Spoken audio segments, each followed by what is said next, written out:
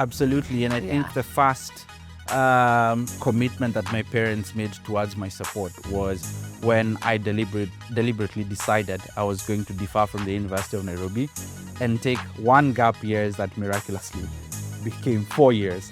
And You took 4 gap years. almost 4 gap years. Wow. Or 3 years and about 8 months. Yes. And spending time in my gap years trying to understand really what was my calling, what was my passion. While taking such a step was a huge risk because it meant I was leaving the safety of, admissions in a good program, at least by Kenyan standards.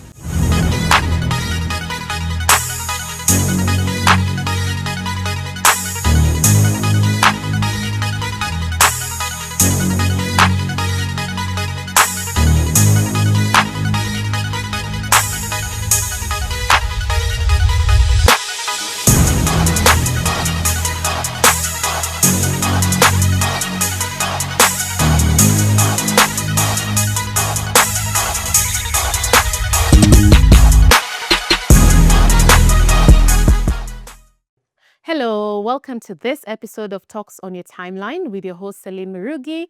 This is where we talk to highly successful people and explore the kind of decisions that they have made to get to that point. And today I'm joined by actually my very good friend. Hey, Jeff. Hi, Celine. Thank you so much for being here. You're welcome and good to see you. Yeah, good to see you too. It's been what, 17 years? 17 years of knowing each other. I know, that's actually insane. Can you imagine, yeah? Yeah. No, let's get straight into your story because you have such an inspiring one. You are very Afrocentric in your work and in everything that you do and all your pursuits. You always come back to our continent, and I'm ready to explore that story of yours. So let's just go back to your childhood. What was it like growing up for you?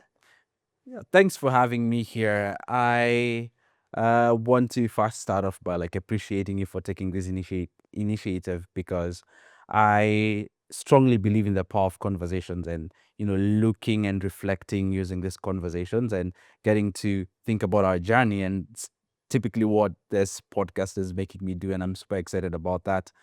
I was born in Limuru, and because of the nature of my parents' work, we traveled a lot.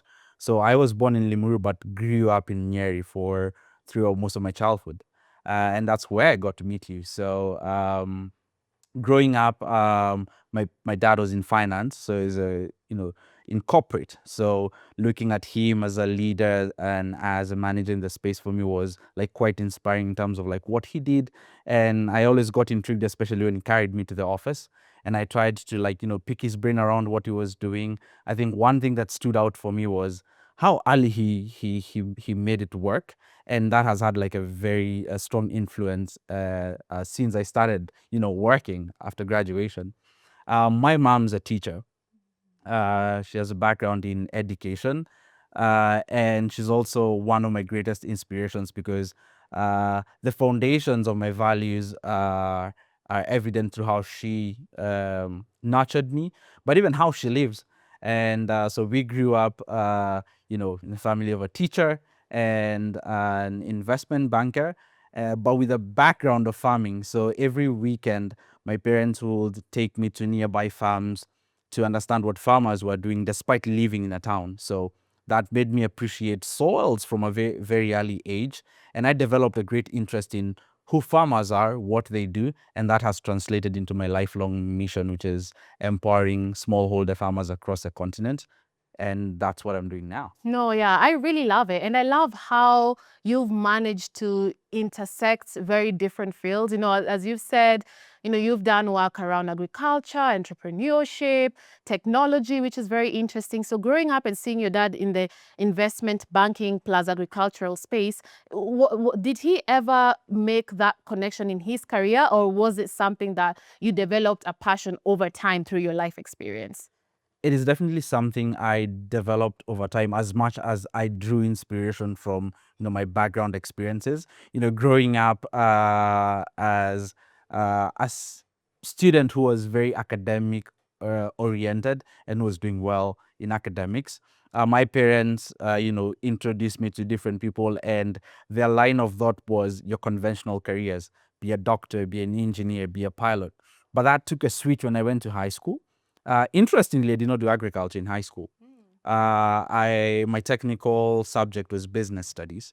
But then after finishing high school, I spent most of my time with my relatives in the rural area, and I realized that there was so much potential in feeding people. Like, food brought us together, and I realized that farmers held a very special place in every family, because if there's food on the table, then there was a farmer.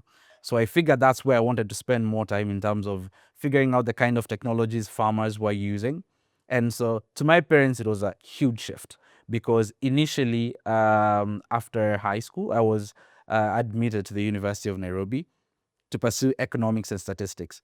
And at the time, the vision was, finish my undergraduate education, try and penetrate into the auditing or tax space. So the names I could hear from my parents, my siblings, and my cousins was, corporates like KPMG, Deloitte.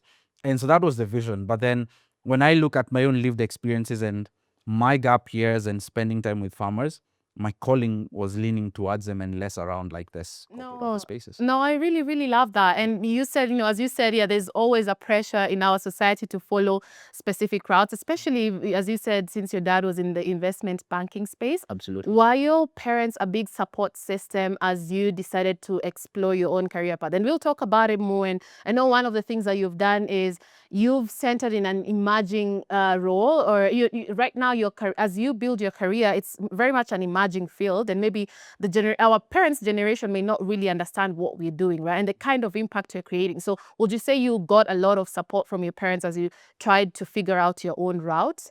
Absolutely. And I think the first commitment that my parents made towards my support was when I deliberately decided I was going to differ from the University of Nairobi and take one gap years that miraculously became 4 years.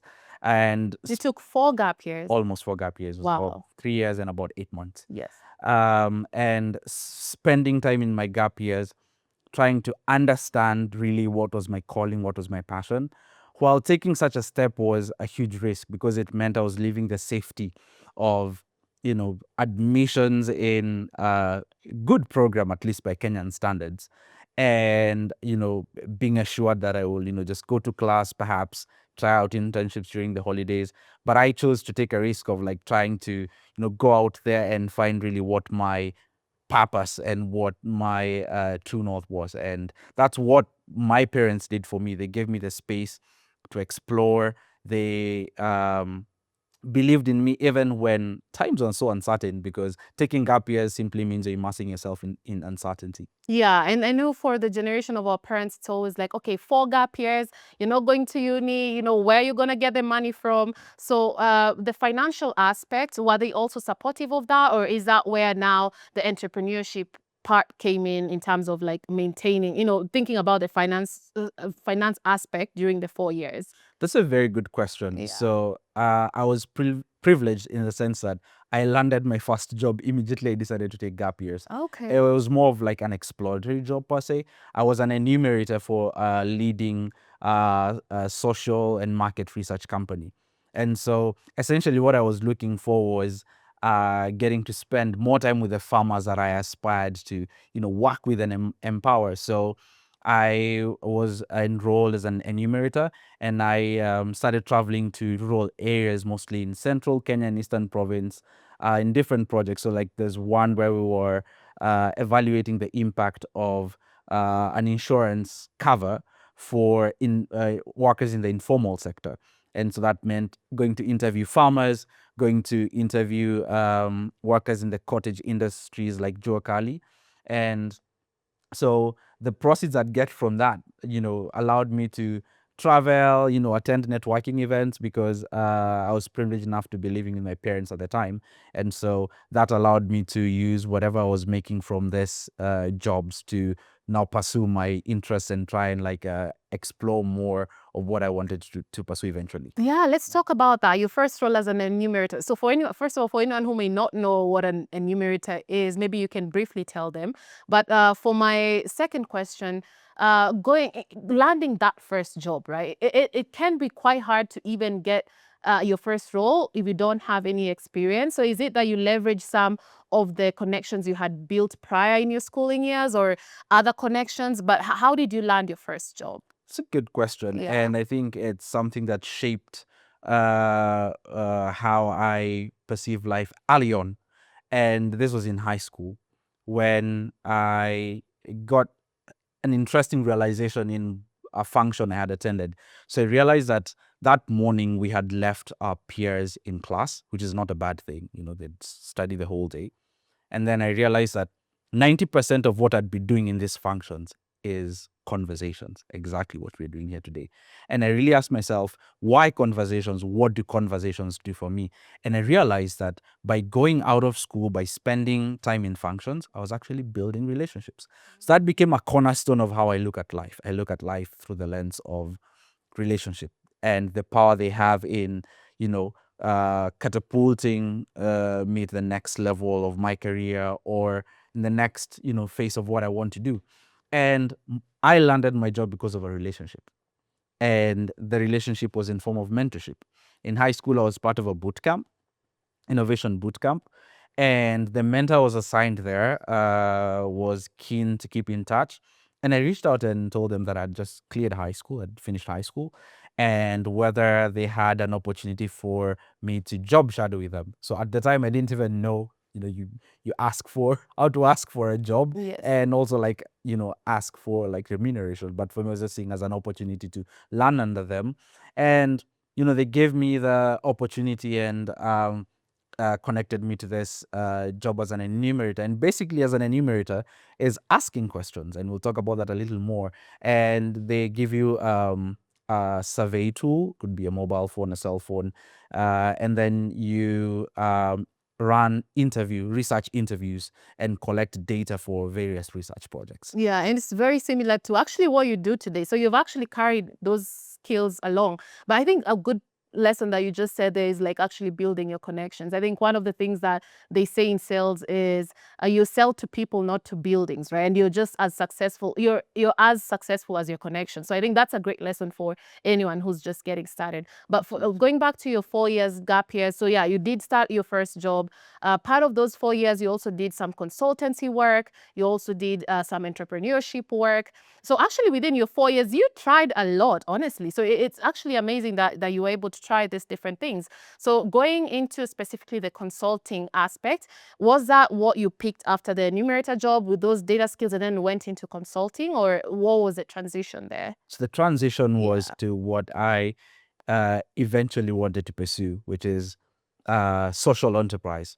So I spent a lot of time as an enumerator and on the side trying to study how farmers organize themselves, how farmers are working, what were their challenges. And I got the inspiration from, the challenges they were facing, depending on rain-fed systems of agriculture. And so they wouldn't grow their food like in and out of season. And so during my gap years, as well as I was an enumerator, had also invested in figuring out what the internet could do for me. And I got access to some online courses, and I pursued a course called hydroponics, or controlled environment agriculture, which is basically learning how greenhouse farms work and how they support farmers to, grow their food in and out of season.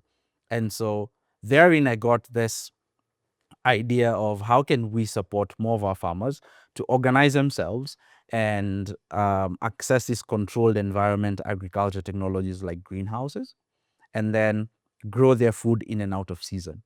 And so I spent time looking at where this was being done. At the time, Israel was a leader in the space, and it started offering programs here in Kenya through MasterCard Foundation and KCB to Jajiri. So I went to these institutions and benchmarked with their programs and looked at what they were doing at the time. They had one program running in. Did you benchmark through the enumerator job, or was that like just your own initiative? So I got to learn about this programs by KCB and MasterCard through the enumerator job, but I took the initiative to now go and find these programs and look at the model greenhouses they built, learn how they do the production, learn how they finance, And then from these experiences, conceptualized my first social enterprise, which was supporting farmers to organize themselves into cooperatives and build uh, greenhouse farms. And that's what your startup was also all about, right? Absolutely. Okay, I see. And so the consultancy aspect, was that before the startup or after the startup? It was after the start. It was during the startup, Oh, so actually, you were doing both concurrently? technically. Yes. So what happened was, as I was rolling out the startup, an incubation program for teenagers noticed the work that I was doing, and they offered me the opportunity to go and build and scale my startup in New York. And that's We Are Family Foundation's 3 Dash Academy. So I went to the academy to try and move my solution from more of a minimum viable product to something that can actually go into the market for piloting. And so therein, we had SAP as a partner, and they were looking at how they will use young entrepreneurs as agents to improve how corporate and social corporate responsibility programs support more people across the world. And so the entry point was tapping into entrepreneurs and using entrepreneurs to integrate some of the models they were using into their CSR, corporate social responsibility strategies.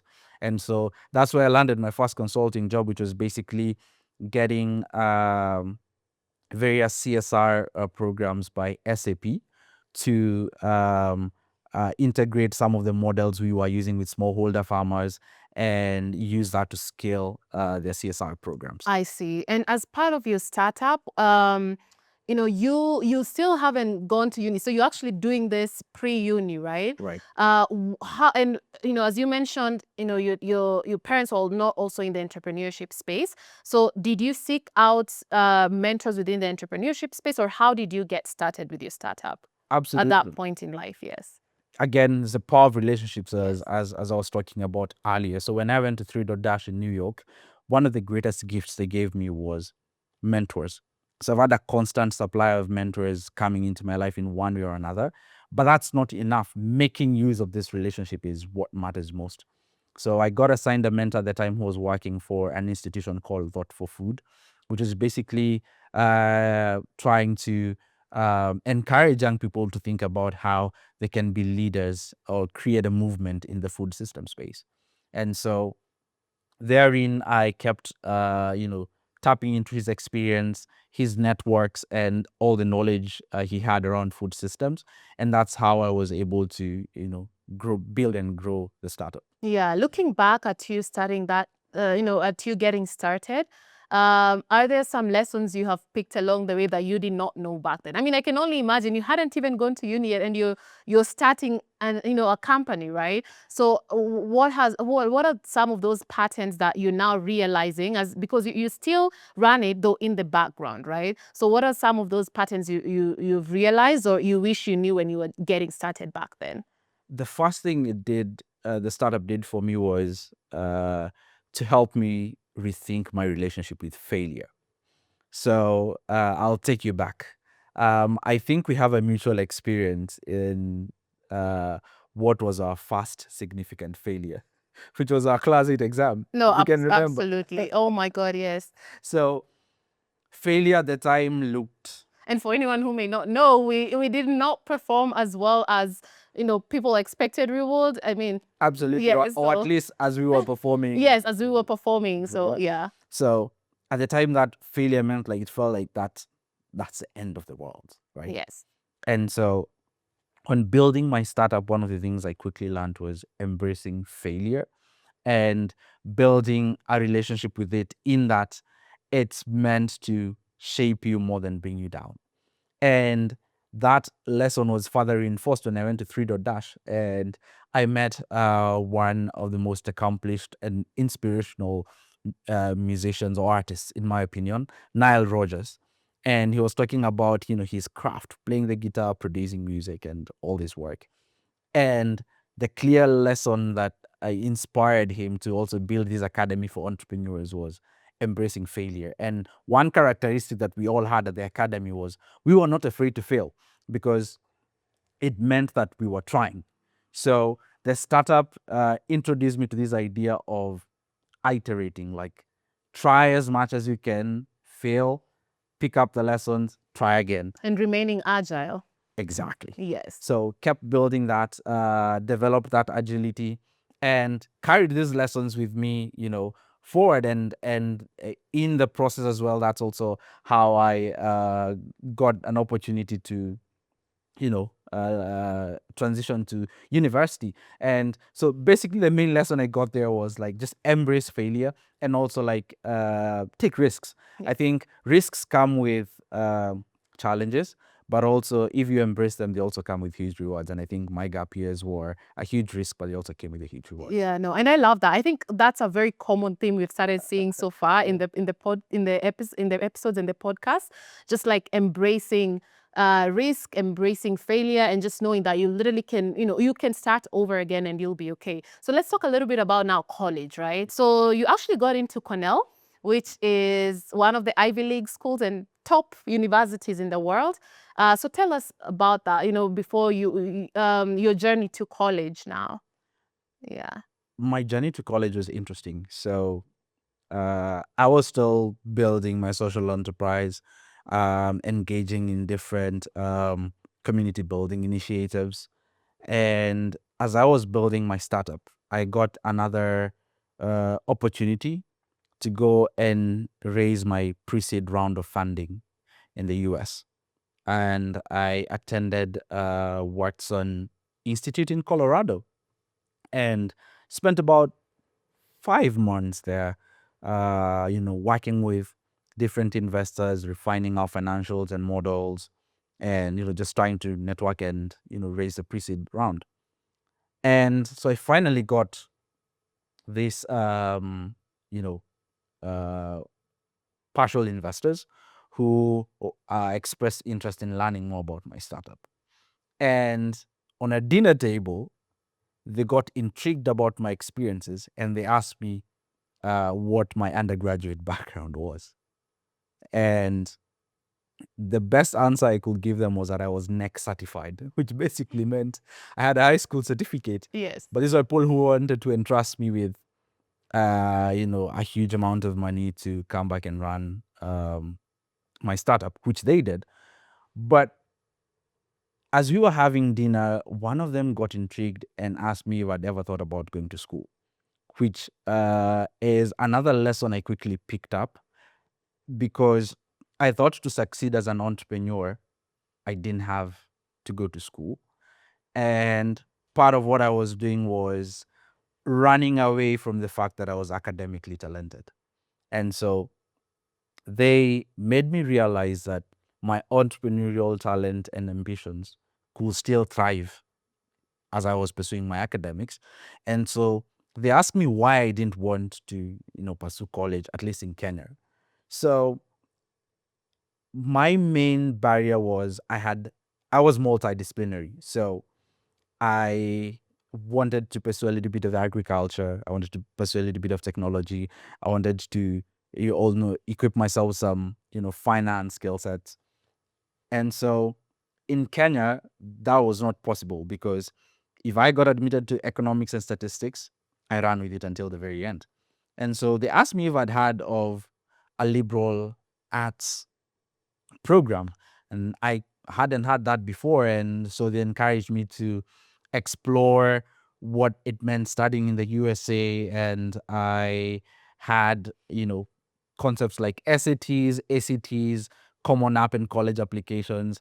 And so I remember that I had a good friend who'd gone through the process, and that friend is right here with me. And so I decided to, reach out Yeah. and, tap into experience of applying to college, and, threw my heart in the ring. I love it. And you ended up actually pursuing a degree that merged the different interests that you have, right? So, yeah, what did you pursue? So I ended up Yes. pursuing international agriculture and rural development and computing and information sciences. So my interest is in an emerging field called digital agriculture. So I want to look at farmers, food production systems, and how emerging technologies play a role in empowering what smallholder farmers are doing in sub-Saharan Africa. So you go ahead, you get your bachelor's, and during the 4 years, are you interning or doing research? Research was my space. So interestingly, when I joined college, as is the case for most of us, especially those who are studying abroad, I thought I would, complete my freshman year, throw my hat into consulting internships or tech. But on the very first day of classes, I was assigned a faculty advisor who ended up becoming my research mentor. And so I followed his journey, and he'd taken a sabbatical and went to the Africa Development Bank. And, he remains one of my favorite human beings to date. His name is Dr. Ed Mabaya. And he'd worked with smallholder farmers and was doing research around how these digital agriculture technologies were supporting smallholder farmers in Africa. And so I asked what it took to do research in some of these topics.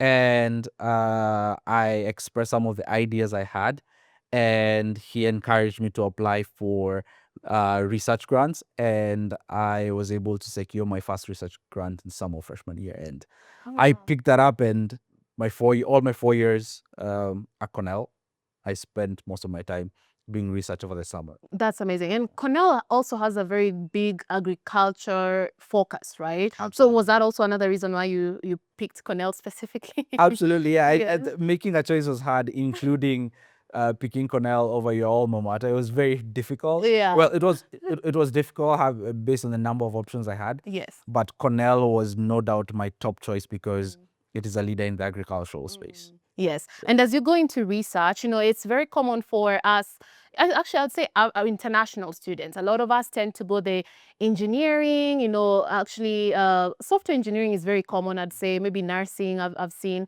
So for you, was there ever any doubt as you were going down this path in that, I may not have the traditional role after I graduate? Was that something that you ever thought about, or were you prepared to charter your own path? So my calling was in agriculture, but prior to joining Cornell, or after I made the decision that I was going back to school and got admitted to Cornell, I didn't necessarily know then where I would really pursue that. So should I pursue this calling in consulting, or should I try big tech and try and focus on use cases in agriculture? Up until I met Professor Ed Mabaya, who opened me up to the world of international development as a possible career option. And that then, gave me a wider scope, and I could see, more careers beyond consulting, more careers beyond software engineering that I could pursue. And so I decided that I was not going to, pursue like just the specific Niche. internships, but I was really going to lead with my calling, which was where smallholder farmers are, where there's work to do for them. That's where I want to go. No, I love that. And it always works out, it seems, right? Absolutely. Okay. And eventually you went into the development practitioner, which is actually an emerging field by itself.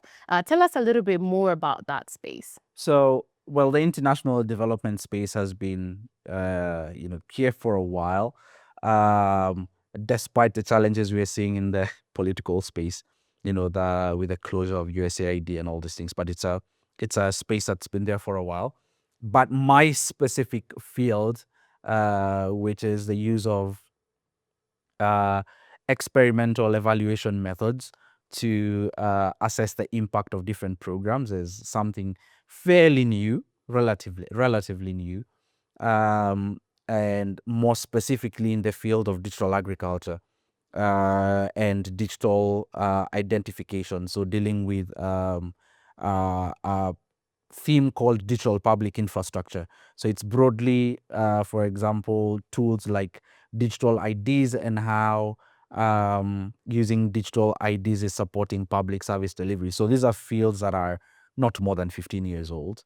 And so getting intrigued by Dr. Mabaya and finding that I could actually pursue these careers in these spaces, was interesting to me. And yeah, I decided to explore those opportunities as I was, applying for full-time jobs in my junior year. And for you, you now work with MIT, which is the host organization, right? Yeah. And you ended up moving to Kenya.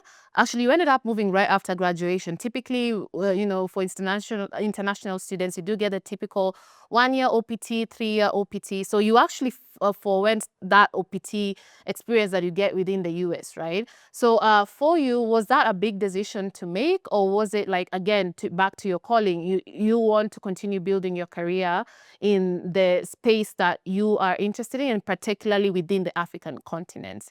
So in my junior year, I got a full-time offer. So Interesting. at the time, I thought I'd likely stay in the US, but that meant working in the ag tech space in the US, and it's very different from the ag tech space in Africa. And then in senior year, I attend a class on impact evaluation, and they feature this organization called the Poverty Action Lab, and the work they had done like across the world using impact evaluation and evidence-based approaches to inform policy and different programs to eradicate poverty.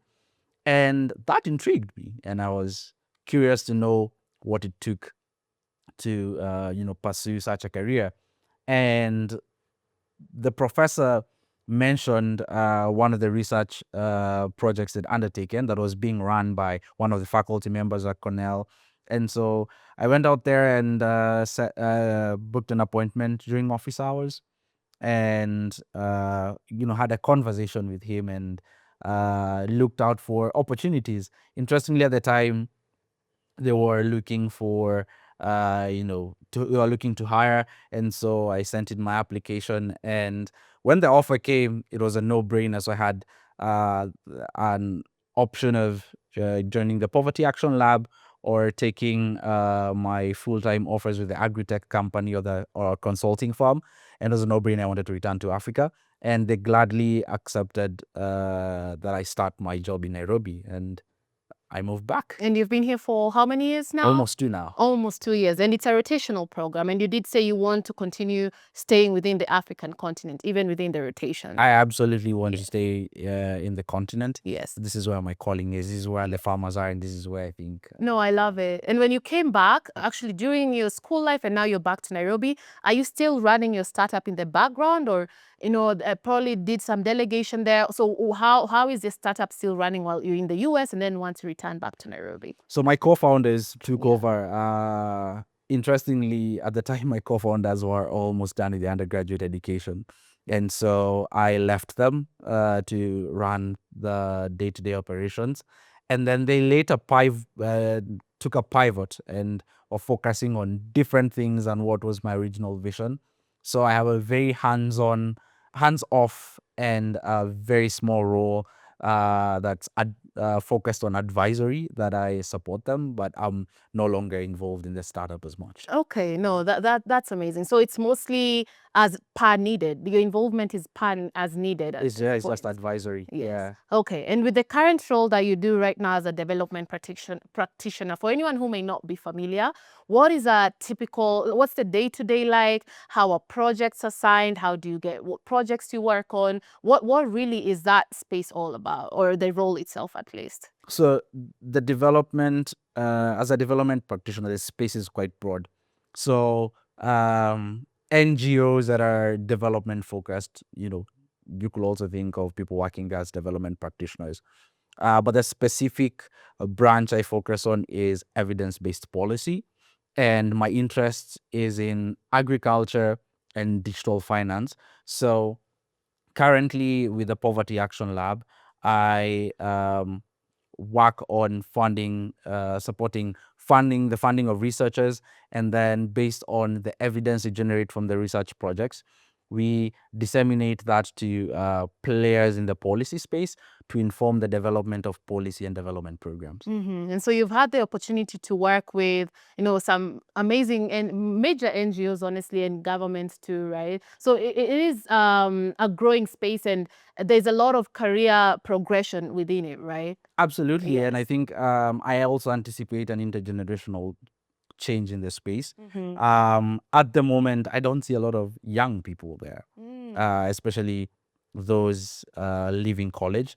To be fair, though, the barriers to entry in the space are extremely high. Yeah, and it sounds like I would have to have very good connections with MIT or, other top NGO companies, right? For me to be able to, or even I believe you've worked with the Melinda Gates Foundation before. They're the Yeah. founders of the initiative I support. Yeah, so you would actually have to have a lot of connections, right, to break into.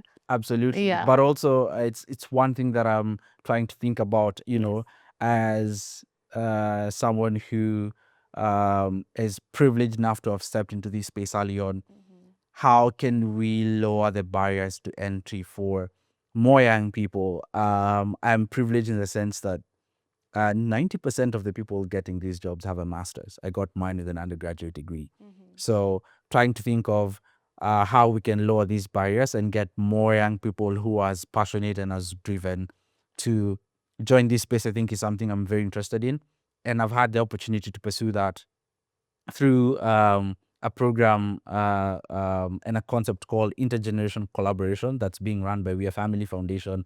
That's getting young people in decision making tables and programs and combining that with the experience of like older folk who've been in the space for a while, and then using that to inform the development of like programs that are intergenerational and that have an intergenerational feel and focus. Is that like a startup you may think about at some point? Maybe like mentoring people, that because it's a very niche space, right? Like, to yeah, and I would imagine we would need more, more people like you to mentor anyone that's trying to get into that space. So do you foresee yourself doing like some mentorship in that space, or like a startup that empowers people that want to get into the development practitioner space? Absolutely. I Yeah. think the idea here is, Celine, we've stood on the shoulders of other people to Yeah. get to where we are, that those are the shoulders of our mentors, our parents. And I think it is our responsibility to pay it forward. And I think I can pay it forward by allowing other people to step on my shoulders and at least even see farther than I ever, reached, or greater things that I ever achieved. Yeah. And I think that's what we're called to do. No, I love it. And what's next for you now? As you build your career, what's next for you? I want to spend more time in agriculture. Yeah. As I continue to build my career as a development practitioner. Yeah. I want to spend more time thinking about how these emerging technologies are impacting smallholder farmers. One, thinking about how farmers access these technologies and access them in a meaningful way and in a way they can use. And then the second bit is also thinking about how do we really understand the impact of some of these technologies and some of these emerging issues, especially in the context of smallholder farmers. So I want to spend the next couple of years thinking about impact evaluation frameworks for some of these emerging fields, like climate change, development of technologies like AI, and how they're transforming smallholder farmers. No, I love it. I love it. Okay, that does make a lot of sense. And yeah, thank you so much for walking us through that career aspect. I think taking a little bit tangent into your own personal life, how do you manage to do so much at a young age? Have you felt like you've had to sacrifice some things, like maybe time with family, friends, or how do you balance everything? I think after everything I have achieved and I will achieve, I think I take most pride in uh, being a dependable friend, uh, a loving and caring son and sibling, and a good human.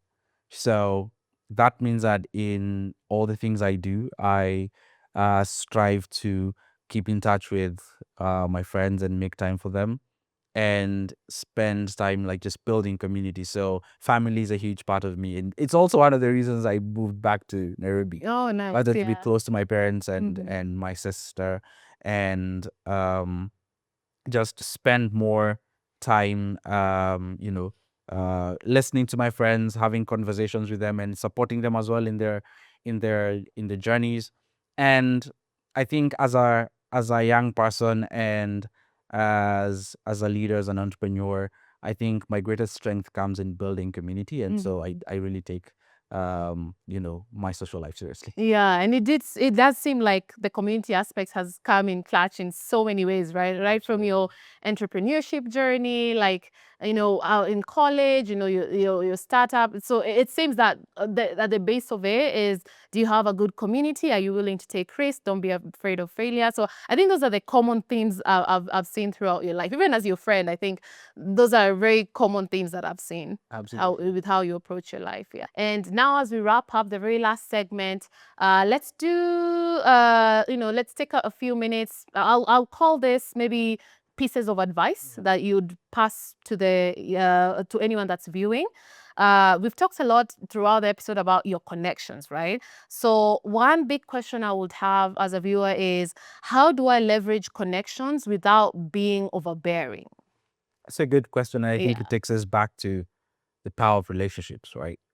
And first uh the first approach I have in mentorships and the relationships I have is, people are first and foremost human. So engage with mentors, engage with your networks, engage with your connections as humans. So that's recognizing these are people who feel, these are people who think, these are people who want to be, you know, appreciated and recognized as human beings. And so one of the things that I do is, especially when I'm trying to seek mentorships or cold emails to request for coffee chats, is really fast approach these people as human beings. Most of the times you'd think of networking opportunities as scratch my back, I scratch yours, or do something for me so that I can do something for you. But I think of mentorship as something that's more than extractive. Like, it's more about a relationship. And I think one one part of making it a relationship is by bringing the humanity aspect to it. So I recently had cold emails to different leaders who I'm hoping they could mentor me in the next year. And one of the things I appreciated about how I approached my cold emails was just getting to learn about them as a person, not even about their careers or achievements, but just getting to listen to them as human beings. And I think that way it creates a softer spot for you to connect to someone and for them to feel seen and heard. I love that. And so, even if I don't have anyone that I know, even just starting with, cold outreach, sending a LinkedIn message, hey, do you want to do a coffee chat? Actually, 9 out of 10, sometimes people are actually very willing to help, right? So maybe that's a very good place to start. And yeah, that's a great piece of advice. Absolutely. And our very last question on, pieces of advice. How do you deal with uncertainty? As you've mentioned about, like, you mentioned that 90% of your life is actually, there's a lot of uncertainty that you face, right? Actually, throughout your journey. So how do you deal with it? How do you find peace within it? So the concept of time, for us has been like in terms of hours or years. By this time, I should have achieved XYZ. But my philosophy is that although we have 24 hours in a day, we all have very distinct clocks governing our lives. And in that sense, then I get to appreciate the uncertainty that um, my time and my season could be very different from my peers.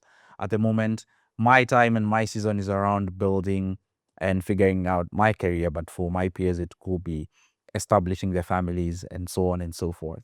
And so I start by appreciating and living in the present moment.